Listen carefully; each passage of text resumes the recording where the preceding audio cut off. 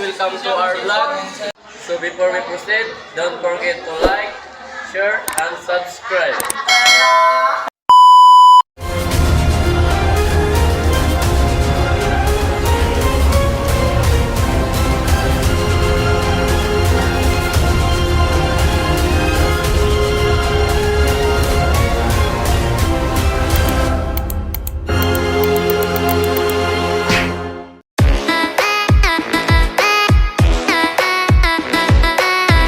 So hi guys, so now let's ask my co-senior high school students how their experience incorporate the comparison of subject in junior high school and senior high school. Good evening, everyone. The question is, in your experience as a senior high school student, incorporate and comparison the subject in junior high school and senior high school. As a senior high school student, it is hard to compare to the subject.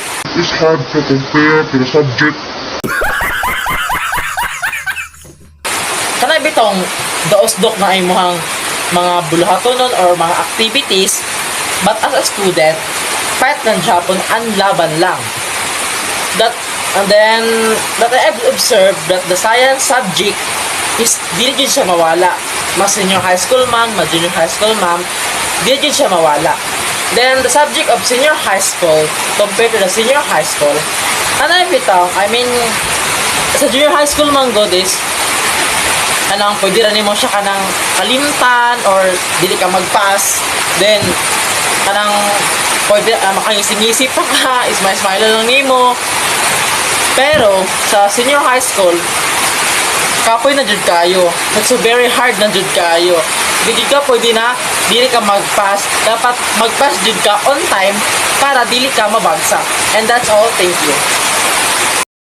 Experience din ako sa junior high school no kay ato nga time relax sa kay ko nang dili ra kayo siya stress sa mga buhaton kay ug naay pangbuhat ang mga maestra dili ko mabuhat relax sa kay ko ato nga time sa junior high school. Sa senior high school kaingan ko man og sayon dili man pud ay kay naapay mga PR maghimo pa kag mga research, mga drawing mga report dayon report og kanang mga kasagot report mga memorize kaingon ko man og sayon lahi pud kay sa junior high school kay ang math murag kuan na kay sa kuha kanang pero kabalo ra jud ka mo sabot kaysa senior high school. Sa senior high school grabe jud ka lisod ang GMAT ug dili ka maminaw dili yun mo makuha.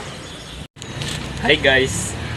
Kung i-compare pa daw ang senior high school o ang junior high school, mas lisod yun ang senior high school tungod dagan kay pabuhat, dagan po kay i-memorize.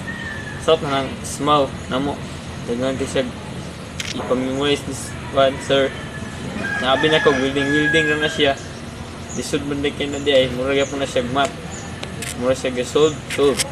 Tapos south na ng GMAT na mo, lisod kayo na siya kay dagan kay siya pang solve sa board.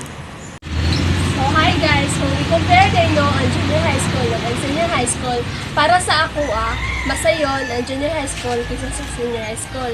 Kaya ang junior high school kay murag chillax lang ko, wala ko na stress, tapos naatuod research pero dili pa rin sa senior high school nga napay pa defense or unsa pa na dira isihan na ko sa junior high school kumpara sa senior high school. Kaya senior high school, grabe kayo ka-stressful. Labaw na sa kong gikuha nga strand nga kuan smaw. Abi na ko ang smaw kay mag-building lang. Daghan man ko din nag-memorize ng smaw. Ilabi na sa mga symbols.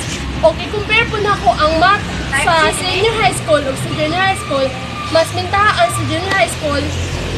Medj na ipagkalisod pero mas lisod yun dan sa senior high school kaya dili ka maminaw wala kay ma-answer or sa panadira umoro to kung may ka-history.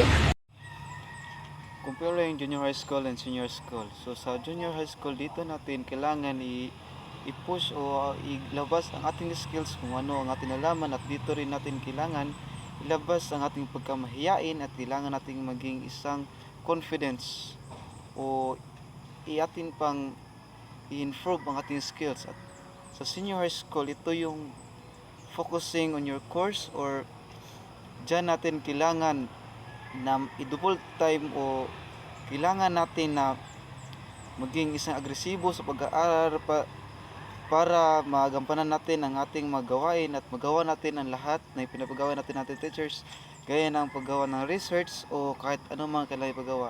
Thank you. Nice.